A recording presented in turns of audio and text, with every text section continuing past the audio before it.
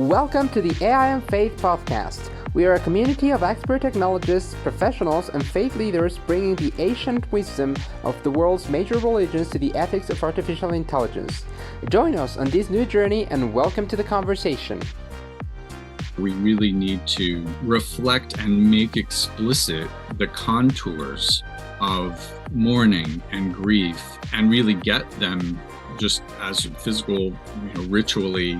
We can pay attention to those details. Digitally, we need something akin to that, where we start working out how can we maintain respect and dignity in these media. My name is Pablo Salmones, and I will be your podcast host. Today's episode is a conversation with our expert Thomas Arnold recorded in June 2025. In this podcast episode, we'll talk about how AI is affecting our relationship with death and with our loved ones who have passed away. We'll also delve into how our grieving process is changing and how that affects what, until today, seemed like a normal, if difficult, part of our lives. Thomas Arnold is a research associate at the Human-Robot Interaction Lab at Tufts University and a lecturer in the university's computer science department. His work focuses on the ethical evaluation and design of AI systems for interactive contexts, including how moral norms will shape how social robots are judged. Thomas also holds a master's degree in theological studies from Harvard Divinity School and is nearing completion of his PhD dissertation. Thomas, thank you so much for joining us today. Again, it's a pleasure to have you here. And we'll be talking about a very interesting topic, which we covered also during our last salon, which is AI and grief. AI recently has been, for the past months, I guess, and even perhaps the last year, it's been shaping a lot about how people face different things in their life. Now it's also shaping how people face death. And that's certainly interesting topic to discuss. Before we go deep into that topic, Thomas, I wanted to ask you something because I'm imagining that perhaps some people are wondering where the title comes from, which is Automation at the Gates of Weeping. Now, I know that comes from a very specific reference, so I don't know if you'd like to tell us a bit more about that to put us into some context. The quote came from a line in an edited volume that one of my former professors, Kimberly Patton, helped to co-edit, called Holy Tears. And it's from the Babylonian Talmud, where there is a line that the gates of prayer are shut, but the gates of weeping are not closed. The co-edited volume is really about weeping and its role in the religious imagination across different traditions. Those of us that are familiar with Christian scripture understand the well-known shortest verse in the New Testament, Jesus wept. But the gates of weeping, I think, were interesting to me because it involved a social aspect of what grief, thinking about grief, not just as an individual interacting with an AI system, but thinking more socially and communally about what grief and its embodiment via weeping and specifically tears, how to keep that in mind in a largely textual, screen-based interface, what tears are for ourselves and each other. So that was my somewhat cryptic use of the phrase. I pardon for being that cryptic, but for me it's a flag in the ground to say that how we think about grief, to me, is important preparation before we ever think about how we would evaluate AI systems for how well they comfort, how badly they comfort. If we're not comforting ourselves, if we're not in touch with our own grief and the grief of others, then we're already in bad shape, to me, before we start thinking about AI. I agree 100%. And you just reminded me of something that I have a friend in the US who normally says that technology has the benefit of approaching us to people who are very, very far away from us, but it has the bad thing of, leading us further apart of people who are next to us, right? So we don't talk to people who are right next to us, but we talk to people all over the world. And right now, it seems we can also now talk with people who are far beyond this world, according at least to what AI is doing. But I agree 100% with you. We need to be in touch with each other's grief. And before we go deep into the AI question of this, how do you see grief evolving, Thomas, overall throughout this digital age, irrespective of AI, but throughout the different technological advancements that there's been in the last 20, 30, 40 years or something? Do you see grief is changing among people, like the way they express grief with each other and precisely the way they are in touch with other people? How do you, as a society, how do we arrive to this digital and to this AI age under which concept of grief? I mean, I think it's a great question to, at the very first, just admit I'm sociologically not an expert enough to make anything authoritative. I will recommend one book by the anthropologist Tamara Neese called Death Glitch, which is useful in looking at the internet and social media, taking us back a few decades at least. So not so much AI, but really digital existence, what the grief process in relationship to people that one has lost, especially those that you've really only known online and that you may not have met in real life. It's demanded a number of questions, just again, apart from AI, but just things about computing and data, how you memorialize someone. Is it disrespectful to keep their Facebook account open? Is it disrespectful to close it? And who decides that?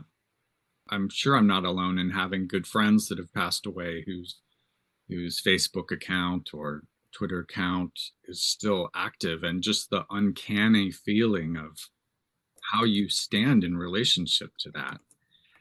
I will say part of what interests me about tears and why I'm interested in the physicality of grief is because as I say on Zoom here, we do have a different interface where on one level we are able to reach out and connect in ways that we might even prefer if we don't want to use a lot of fuel to take planes places. But then our physical space with each other of knowing how to approach or recede, to give someone space or to acknowledge them, maybe with a hand on the arm or some other physical gesture to accompany grief.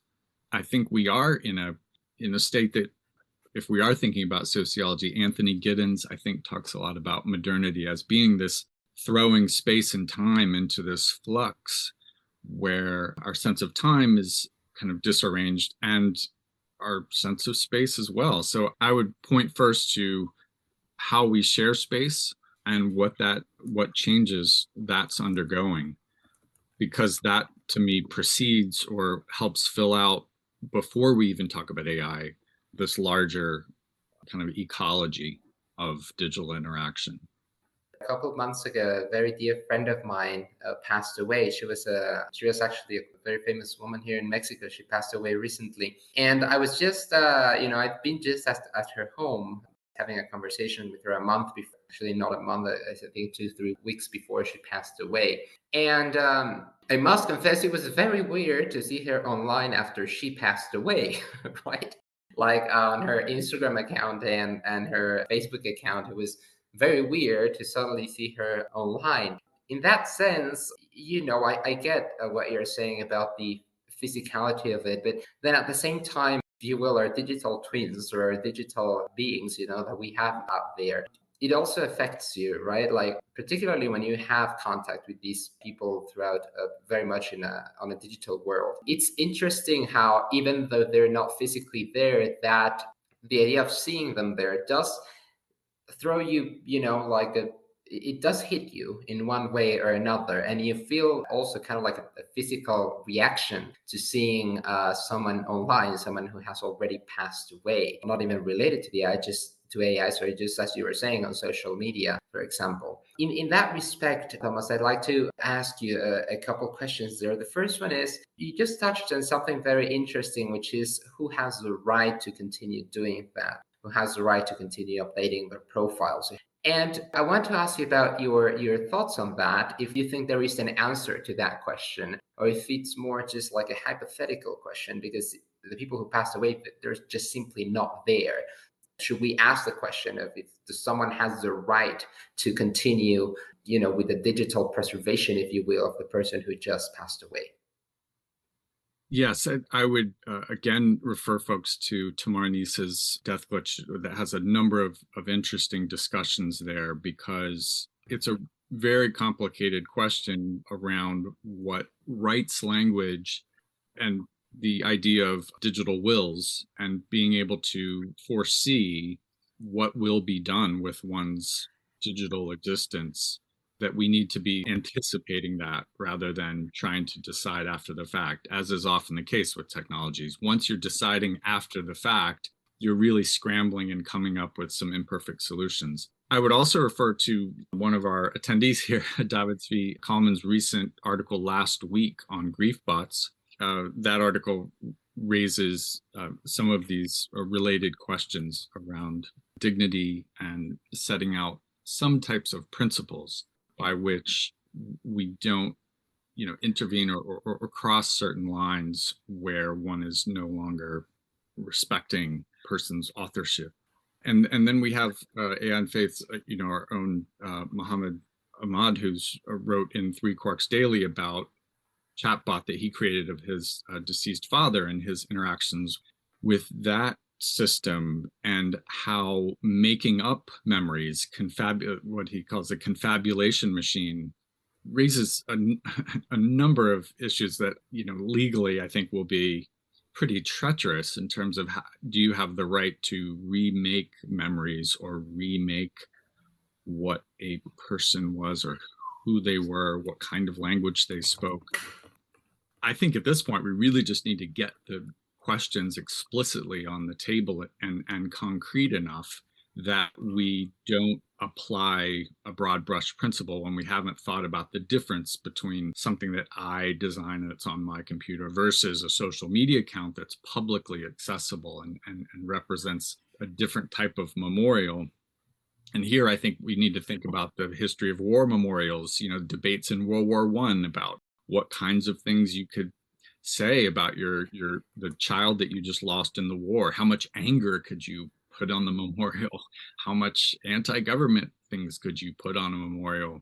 That part isn't new, just as funerary masks and funerary portraits from millennia ago probably had the same evocations of the deceased where you thought, ooh, that looks too much like them. That's almost as if we're trying to revive them or represent them to such a degree that are we being, have we crossed a line in some way? And in the Gospel of John, we know that it's Jesus raising Lazarus from the dead that crosses a certain line and sets into motion his crucifixion.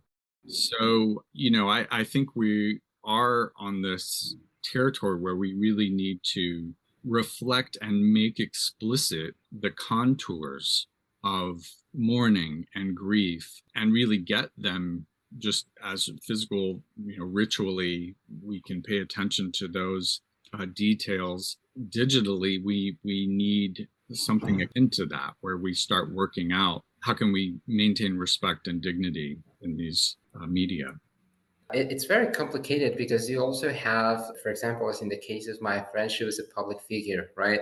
So then that adds kind of like an extra layer of difficulty to everything, because public personalities have not only of course they have their immediate families, but they've also have, if you will, an image, or people have an idea of who they were, based on what they saw on TV, social media, or anything. So that, I think, adds an extra layer of difficulty, because what you were saying about portraits and all that, you hit a very interesting point there, because in the end, I think that we've always, in one way or another, we've always tried to preserve the memories of our loved ones through different objects, right? Or through different means, be it through portraits or be it through videotapes or anything, right? And what I think is that that poses in front of us, not just because you mentioned, have we crossed a line? But it's very interesting because I think that precisely because it's something that we've always done in one way or another, through the means that we have available at our hands, it's not such a clear line, is it? I think it's kind of like a gray line, which just becomes grayer and grayer, if you will, but it's not, it's not a binary thing. And I, however, do believe that perhaps our expectations have changed in that sense, or the expectations of many people have changed, because just a few years back, perhaps no one would have expected that you would be able to talk to someone you loved after they passed away. Perhaps in the same way that no one ever expected that you would be able to see someone after they passed away, but then someone invented photography, and now you can see someone, if you will, or a portrait of them after they've passed away. At some point, perhaps that was unthinkable. You're mentioning, have we crossed a line? But where do you see that line? Do you see that line in remaking, perhaps, or reshaping these memories? I know there is a legal perspective, but from a more personal perspective, if you will, talking from grief, where do you see that line that perhaps we have crossed? Right. Yeah. I mean, this is where I think the interesting work has to come, because to take a certain detour, I do believe that the data-centric conception or practice of AI, where inaccuracies or violations of various kinds are thought of as just material to optimize and to correct by better data, that starts to fall apart when you think about, to me, loss and mourning and the irrevocable nature of some actions. An officiant to a funeral who says, "Yeah, let me borrow your chatbot of your loved one, and let me talk to it this evening, and then tomorrow I will give a more informed eulogy." You can't really iterate on that. If you say, "Yeah, you missed 4 or 5 crucial things about them, but we'll give you more data and then you can try tomorrow." That's not really going to work. We have certain things are one time and one time only. And we can think about life itself, according to certain metaphysical views, as being like that. But at whose expense are things optimized or corrected? And who's going to do that work? That, to me, is where I start to think about, okay, where are the lines? And there's a particular line in Muhammad's article about his deceased father and how he thinks of the chatbot, where he talks about co-authoring. And I liked that word because as he points out, it starts to turn the conversation from, is this a proper simulation, or is it deceptive? Is it manipulative? Are you trying to pass off this as a living person? Which brings in all the ideas of counterfeiting and almost deception that is baked into things like the Turing test, and that don't really work as the reigning model, where again the idea is, well, if we can just simulate better and better and better and better, that doesn't seem to be as relevant as what he calls co-authoring, which is to say, if a loved one of mine would be someone that I would want to create this type of system for, I think it would be more healthy for me to think of it as a co-creation, as me trying to create a portrait of them, with all the risks of that and the containment that would need to have in terms of my relationship to it. It's only when I then present it to the rest of my extended family of, oh, this will help your process of grieving, this will substitute, then I incur a lot more, to me, ethical burden, and I risk crossing a lot more lines. Whereas if I have a conception of this is a co-creation where I'm putting in part of myself and my history and my flaws, my skewed perspective, my sibling may have a whole different view, my children might have a different view, then I can at least keep the responsibility of myself before me. And I think that is in so many of these discussions as to what digital representations and simulations and recreations are. I think putting that at the fore at all times, that we are responsible and creating part of what these artifacts are doing. And we can't prescind from that and pretend that the technology absolves or somehow reaches a level of independence that we start to identify it as a property of the AI system. That, I think, is when you start to, cross more lines in terms of letting it operate independently as an interactant or as an agent. And that's where I think we need a lot more anticipatory reflection about how not to implement things that way. Yeah, no, it's a very interesting point that you're making. I agree, I think, with what you're saying, but I want to kind of like go a bit deeper onto this debate because, I was talking about, for example, public figures, right? You can see that when someone who's very well known passes away, not only their immediate family, but everyone else also, has a reaction, a very strong reaction to that someone passing away. You can see a lot of people crying. You can see, as you're saying, very many tears, when someone who's represented perhaps many things to many people, suddenly is no longer in this world. And talking about precisely about these lines, also when someone who's very well known passes away, it's just you have, in my case, for example, many people from different TV channels called me to see if I wanted to talk about my friend, and I said no, I don't think it's right for me to do it. Mm. I just don't think it's right for me. I was a good friend of hers, but it's not. I think it's not on me to kind of like precisely put a portrait of how she was and who she was. I think that's up to her immediate family. But what I'm trying to say is that don't you think that perhaps, and nonetheless, irrespective of these boundaries that we may think, like in my case, saying I'm not going to talk about this, or as you're saying that we still need to be responsible for all this, but don't you think that those boundaries will be crossed in one way or another? What I'm saying is, I didn't give the interview, but I'm sure many other people did. What I'm saying is, when someone passes away, everyone walks away with an opinion of them. Everyone walks away with a memory of them, and everyone has certain information on them, and that person is no longer here. So some of us, as you were saying, I think you identify these lines that we're crossing. But my question is, how can you take that debate, if you will, to everyone, right? Because the person is no longer there, so their immediate family, their friends, everyone's going to have an idea on that. This debate that we're having on a moment of grief, after someone has passed away, where no one really knows what to do because you're in such a pain that it's just very hard to think clearly. How do you think we could move this forward, or how do you think it will move forward, considering those very difficult situations that people go through when someone passes away, that perhaps those boundaries are not as clear?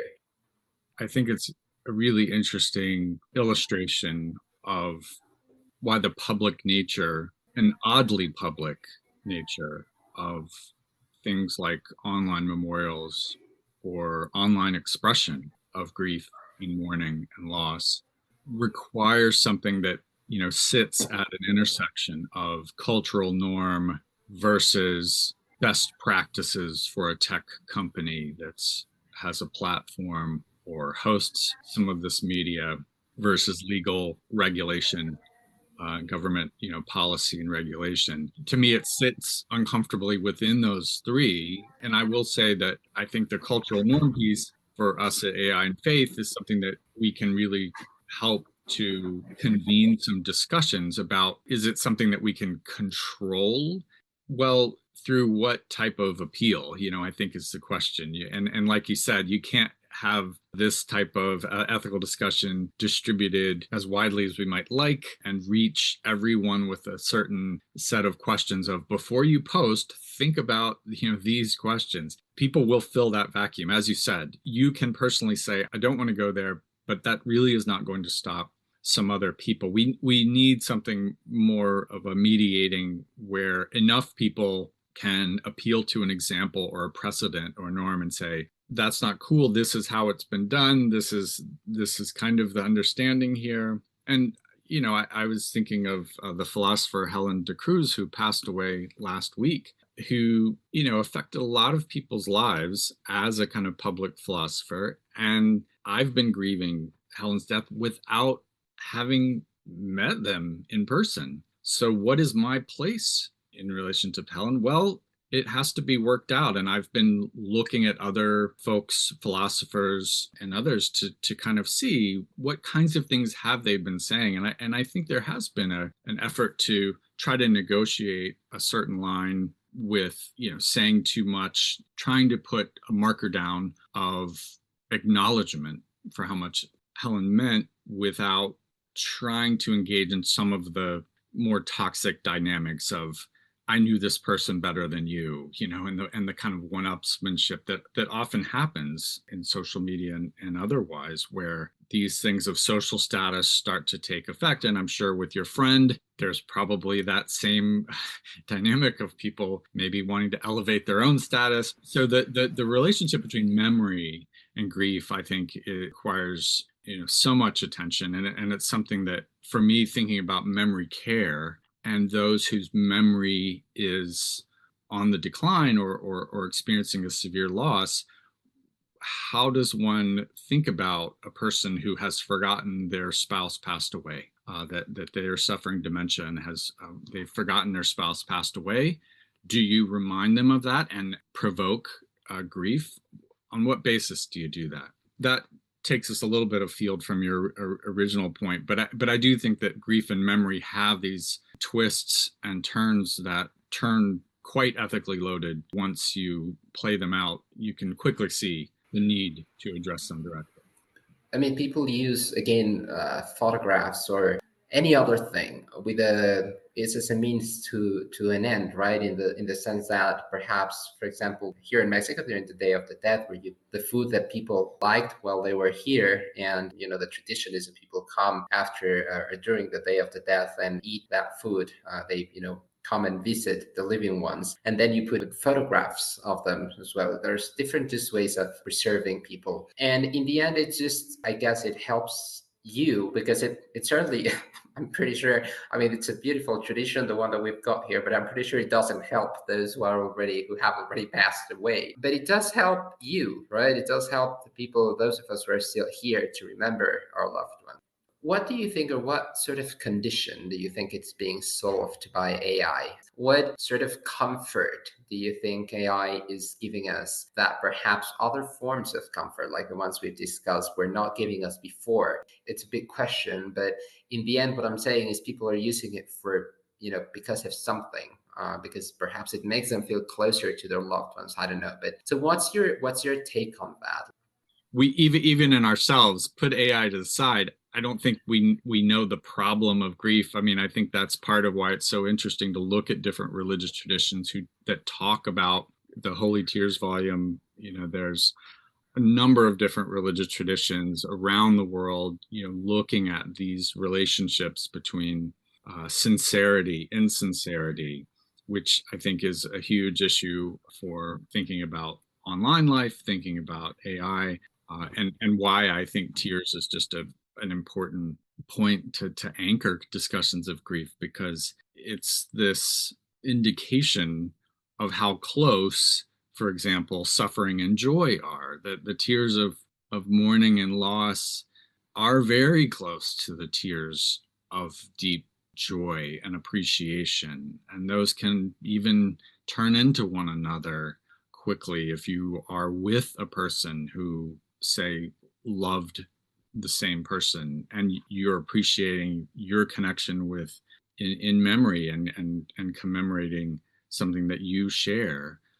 And so what AI is addressing, I think, is itself, maybe, I would say, kind of on a meta level, something that may be needing to be grieved, that there's a certain grieving that may need to be done, that we even use AI, that we don't have, that I can't zip to Mexico right now and commune and accompany in the way that I might like, that loss and separation may mean resorting to these tools. And I think, again, we have to shuttle back and forth between what's really new and then what continues. And I think a lot about ancient Greece and ritual lamentation and the professional lamenters, that had maybe no personal connection with the person that has died, but are there at the funeral to almost help teach people and to help provide a kind of cathartic lamentation, expression, and they do it really well, and that's the reason that they're there, and they provide kind of guidance. That is why, to me, when I think about AI as a kind of technological accompaniment or technological guide, I have a lot of questions about, well, I can see modeling perhaps language, or maybe through a video of gestures, maybe taking some modeling from that. But I think we get back into how suffering really is part of our cognition, and what intelligence is, how suffering sits as a base layer for what might emerge as intelligence. And if you don't have that suffering layer, what are you actually representing? And I don't have a neat and tidy answer to that, but I just don't want suffering to be lost as a concept and as a relationship to our own bodies before we get enthralled with a technology that is really cool and does do some cool things and can achieve some automated tasks and even planning, is able to perform these feats. But on what framework are we evaluating it is something I keep coming back to. So I have no doubt that, like every other technology, people will find a use. People will find creative ways to employ LLMs and other forms of AI in ways that we probably can't anticipate, and ones that in retrospect we go, oh, all the sci-fi, Black Mirror episodes, they didn't foresee that you could use it in a certain lateral way where you don't get into the misrepresentation or deception. But I don't see it yet. I don't see that quite yet, and that may be me being lagging behind too much. But I would say that there will be some use cases that probably are surprising and that accompany in ways that don't try to reproduce physical accompaniment, but that provide some type of reflection and some type of relationship with loss that a person could say, that was useful and that was helpful, and I feel more alive and feel ready to bear. I'm thinking of the book on grief that says how to carry what cannot be fixed. And I think that's a better measure. AI is not going to fix it. Can AI help one carry what cannot be fixed? Possibly. But I just want to be sure we're carrying the right thing. Just as we mentioned earlier that, at some point there were no photographies or anything, and suddenly you could see people who were no longer there with you and kind of like preserve a memory of them. I imagine that had a psychological effect to some degree. And I'm imagining that being able to preserve the memories of people in a different way, as we were discussing, might also have a psychological effect on how people face these difficult situations. First, I don't know if you're familiar perhaps with a study that may show different psychological effects on the same. And if not, I don't know if you've seen that some people that have used it and how they've used it, how they approached it. It's certainly part of the literature that I need to revisit. I know that there are some studies that are coming out around some of the more recent chatbots. There's one I think that should be coming out next week, specifically around AI chatbots. I know that there is more work on spiritual care that is, looking at community online, what kinds of spiritual care might be there, that I think will be kind of an interesting point of comparison. But from the experience that I have in human-robot interaction, I would say that we've known for a long, long time how easy it is to get a person emotionally engaged with pretty basic expressions, from a robot doing a rudimentary form of crying to verbal reports of apologies, admissions of fallibility, that you can generate trust, you can generate connection, you can generate vicarious pain through those simulations. So I think when you add some of the complexity of LLMs and how they will linguistically be able to, already are able to reach a level of detail. I think it's very easy to predict what we're already seeing kind of in mainstream journalism about spiritual chatbots and relationships with chatbots. That's quite predictable for folks in human computer interaction and human robot interaction, just because our social instincts are almost primed to be triggered and activated. So that to me isn't a very high bar. It's then how does the relationship develop? Where are the challenges? Where's the conflict? Where's the ability to learn something different, or to have the roles of what are you doing, or severe challenge? The idea of optimizing or contouring it to my preferences, I think, is pretty disastrous when you think about social function of our conversation here, of having some challenging questions to wrestle with and to pause, to say, what am I doing? What are we doing with each other? What does it mean to be living a life? And so that's where I think we do need to be setting bars for what is presented as a product. First of all, Thomas, thank you so much for this. I think it was an incredible conversation, and thank you for sharing your thoughts and your knowledge with us. And thank you so much, Pablo. Thank you for listening to our podcast. Stay tuned to listen to more recordings and interviews with experts from around the world. In the meantime, follow and rate our podcast on your favorite podcast platform and share with your friends. Don't forget to follow us on our social media as well. We're on LinkedIn, X, and Blue Sky. Thank you for joining us today.